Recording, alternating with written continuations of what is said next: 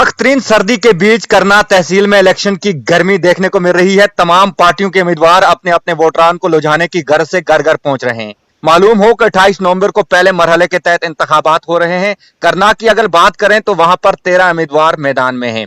बड़ी जमातों ने भी इस इंतखाबात में हिस्सा ले लिया है और आज हमारे साथ इस वक्त बात करने के लिए मौजूद हैं टेलीफोन लाइन पर अपनी पार्टी के जिला सदर और साबिक MLA करनाल राजा मंजूर साहब।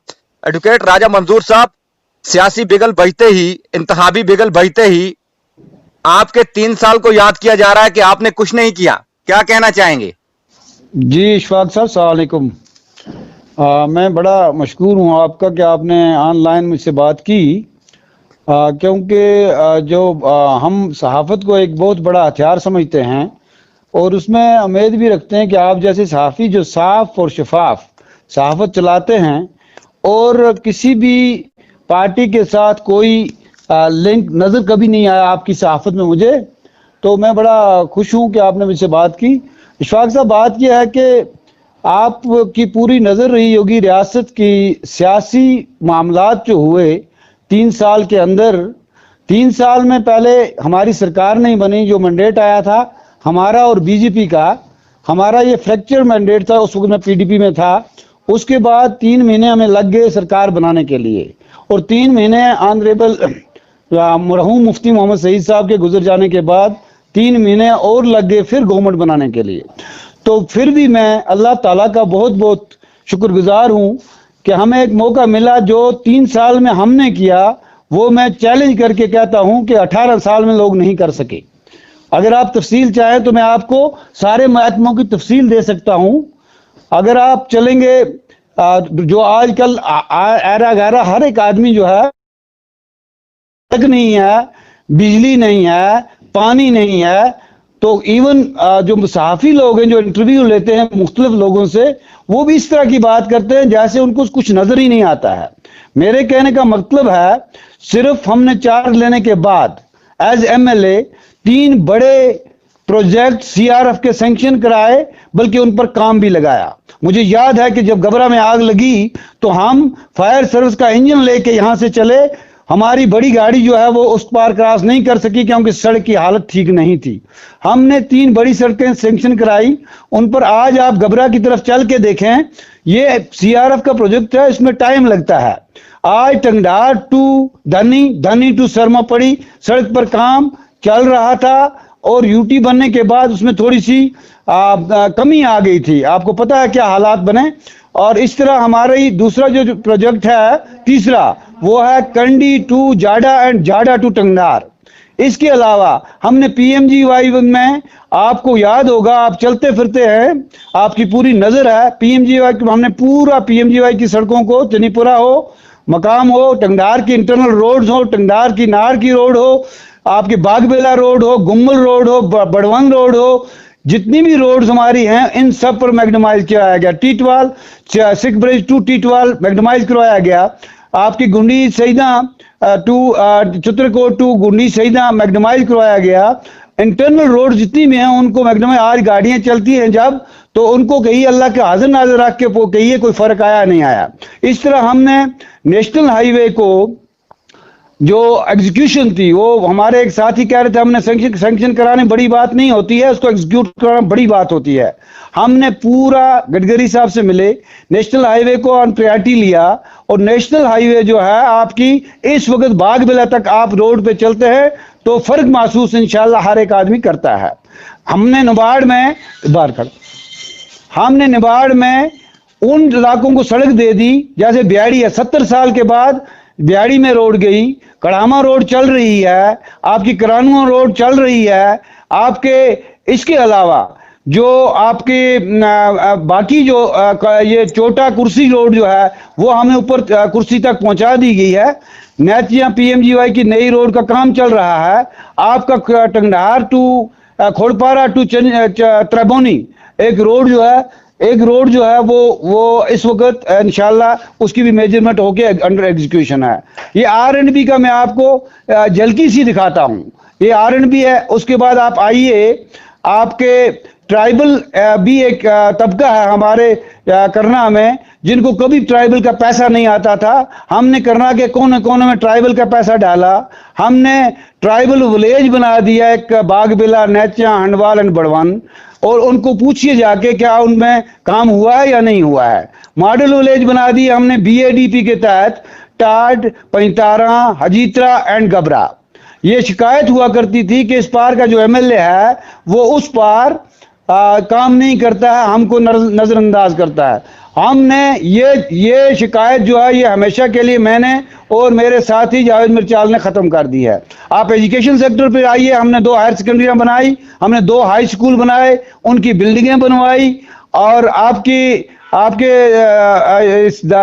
इंफॉर्मेशन के लिए हमने 4 हॉस्टल जो हैं, बड़े हॉस्टल 3-3 करोड़ के, 2 गर्ल्स हॉस्टल, एक गुंडीशाट में बन रहा है, एक 2 हॉस्टल जो है वो बागबिला में बन रहे हैं, एक हॉस्टल चनीपुरा में बन रहा है। इसके अलावा हमने इंप्रूवमेंट करने की कोशिश की, एजुकेशनल सिस्टम को ट्रांसपेरेंट निजाम खड़ा करने की कोशिश की, और जो पिछला निजाम था उसको बदलाने की पूरी कोशिश की, और उसमें कमा हक हम उसमें कामयाब भी हुए। उसमें मेरे एजुकेशन के लोगों ने काफी बड़ा साथ दिया। राजा साहब मैं आपसे पूछना चाहूंगा कि ये सारी देन जो पीडीपी की थी, आप असेंबली में थे, मैंने आपको पूरी तरह से मॉनिटर किया है, आप वहां पे आवाज बुलंद करते थे। उसके बाद आपकी जो उस वक्त की वजीर आला हुआ करती थी महबूबा मुफ्ती जी, वो आपकी बात को अपने साथ वो मिलाकर वो मरकज तक पहुंचाती थी इस बात को। लेकिन मुझे ये बताइए पीडीपी को छोड़ने क्यों छोड़ा और अपनी पार्टी में क्यों आए, इस बारे में लोग जानना चाहते हैं।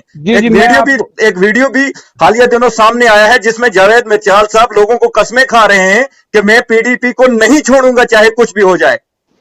सुनिए इशफाक साहब, पहली तो ये बात है कि हर जमात में जब एमएलए होता है उसका चीफ मिनिस्टर होता है। कफील साहब थे 18 साल, उनके चीफ मिनिस्टर जो थे वो फारूक साहब थे, ठीक है। जी। मैंने पीडीपी में बहुत बड़ा साथ दिया पीडीपी का। मैंने 4 एमएलए साहिबान को वापस लाया। जब सजाद साहब ने कोशिश की, बहुत कोशिश हुई, आपके साथ है। हमने पार्टी को धोखा नहीं दिया। पार्टी ने हमें करना के लोगों को मिलने के लिए गवर्नर के साहब के पास गया जब करना में लाशें पड़ी थी, और मुझे कई लोगों ने, मैंने जो अपनी ओपनिंग की थी अपनी पार्टी की, या गुलिस्तान वाले और आपके जो बच्चे थे वहां थे, ये लाइव मेरा तकरीर नशर हुई थी, बहुत लोगों ने सुन लिया है। लेकिन आज आपके जरिए मैं सुनाना चाहता हूं। मुझे बहुत से लोगों ने ये कहा कि आप आज भी हमारे एमएलए हैं जब तक नया एमएलए नहीं आता है। तो जब मैंने करना की हालत देखी यूटी में, तो मैं गवर्नर साहब के साथ गया, इंफरादी मुलाकात थी, और उसमें 6-7 हमारे साथी और भी थे, और प्रेस को भी ये बताया गया कि इंडिविजुअल मुलाकात है। हमने अपनी कॉन्स्टिट्यूंसी के मामलात और मुश्किलात गवर्नर साहब के साथ डाले। गवर्नर साहब के सामने मोर्चों की बात की, गवर्नर साहब के सामने टनल की बात की, गवर्नर साहब के सामने करना की मुश्किलात की बात की। शाम तक पीडीपी वालों ने, जबकि उनकी क़यादत बंद थी, मैडम बंद थी, मैं बहुत एहतराम करता हूं उनका, कहा पहले भी करता था, आज भी करता हूं, उन्होंने हम 8 आदमियों को विदाउट नोटिस टर्मिनेट कर दिया। और टर्मिनेशन होने के बाद पहले हमने ये कन्फर्म किया कि हमको राह चलते किसी आदमी तो नहीं निकाला है, लेकिन जब हमें कन्फर्म हुआ कि वाकया पार्टी ने हमें बाज़ाब्ता बुनियादी मेंबरशिप से निकाल दिया। जब मुझे बड़े बड़े ऑफर आ रहे थे, मैंने पार्टी नहीं छोड़ी। जब बड़े बड़े लोग मेरे पीछे घूमते थे, मैंने पार्टी नहीं छोड़ी। मैं जहां रहता हूं वहां डट कर। जब मुझे पार्टी ने निकाल दिया तो मुझे उसके बाद उन्होंने और कुछ लोगों को निकाला, उसके बाद एक ग्रुप बन गया। आपको ये पता होगा कि आज अपनी पार्टी जम्मू कश्मीर में सबसे बड़ी पार्टी है। इसमें 35 से 45 एक्स लेजिस्लेचर है, मिनिस्टर्स हैं, बड़े बड़े पॉलिटिशियन हैं। आए दिन हमारी बहुत रश लगा रहता है, लोग ज्वाइन कर रहे हैं। आने वाले दिनों में भी अभी इलेक्शन चलता है, आप देखेंगे कितने लोग और ज्वाइन करेंगे। राज जावेद मिर्चाल साहब के बाद ये तो खैर वही जवाब दे सकते हैं, लेकिन मैं इतना कहूं, जावेद मिर्चाल साहब ने स्टेटमेंट दे दिया कि चूंकि मेरा एमएलए लोगों की, आवाम के मामलात लेकर गवर्नर साहब के पास गया था और उसको जिस बेइज्जती के साथ निकाला, उस बेइज्जती की वजह से जावेद मिर्चाल साहब ने इस्तीफा दिया, यावर साहब ने भी दिया, भाईदीन मुंतजिर ने भी दिया। हमारे बहुत से साथी इस फैसले के खिलाफ प्रोटेस्ट के तौर पर उन्होंने इस्तीफा दे दिया। जी, अपनी पार्टी की उम्मीदवार भी मैदान में हैं। हमने कोशिश की थी उनसे बात करने की राजा साहब, लेकिन बात नहीं हो पाई। तो मैं आपसे पूछूंगा क्या मंशूर होगा इस बार लोगों के लिए? देखिए, अपनी पार्टी की उम्मीदवार एडवोकेट नजमा हमीद मेरिट पर हमने लॉन्च किया है और मैंने ही उसे मैंडेट दिया है, सिर्फ इस बात पर कि वो हाईली क्वालिफाइड है, 2 साल से वकालत करती है। डीडीसी काउंसिल में जो लोग आएंगे उनमें सबसे टॉप पर अपनी पार्टी के कैंडिडेट हमने लोगों को देने की कोशिश की है और बोर्ड में अपना व्यू पॉइंट जो है वो लीगली स्टैंडर्ड के साथ अच्छे तरीके से बोर्ड के सामने रख सके। इसलिए ये मैंडेट की चॉइस जो है ये जावेद मिर्चाल साहब ने नहीं की है, वो कि हम साथी हैं। ये पैनल जब बना था उस पैनल में हमने सोच समझकर नजमा हमीद को एडवोकेट को लॉन्च किया है अपनी पार्टी की तरफ से कैंडिडेट, और वो अपने हदूद में जो डीडीसी काउंसिल के यहाँ पर तो जो हमारे कैंडिडेट्स हैं, नाम लिए बगैर बताना चाहता हूँ, वो कह रहे हैं कि वो टनल भी सुबह बनाएंगे और बड़ी बड़ी बातें करते हैं। तो वो आपको पता, आप सहाफत से ताल्लुक रखते हैं कि डीडीसी काउंसिल का अख्तियार क्या होगा। एमएलए वही बात कह सकता है जो उसके अख्तियार में हो। तो डीडीसी काउंसिल में डेवलपमेंट जो आएगी, थर्ड टायर जो चला है जिसका हमने वेलकम किया, और जिस थर्ड टायर में हमारी कैंडिडेट भी इंशाल्लाह बैठेगी, वो करना की डेवलपमेंट पर साफ और शफाफ तरीके से, जिस तरह हमने अपना रिकॉर्ड कायम किया है, साफ और शफाफ तरीके से डेवलपमेंट कराने के लिए पूरी कोशिश करेगी जो अख्तियारात उसके पास आएंगे।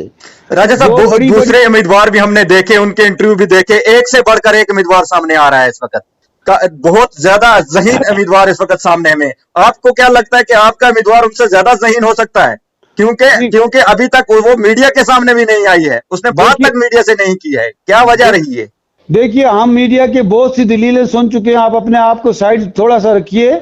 हमने मीडिया पर आपके कोई साथी कल स्टेटमेंट दे रहा था, वो पेंथर वाले हैं, कौन भला है, तो जो मीडिया के जो स्टेटमेंट देने वाले लोग हैं वो तो तहजीब से भी गिर गए हैं।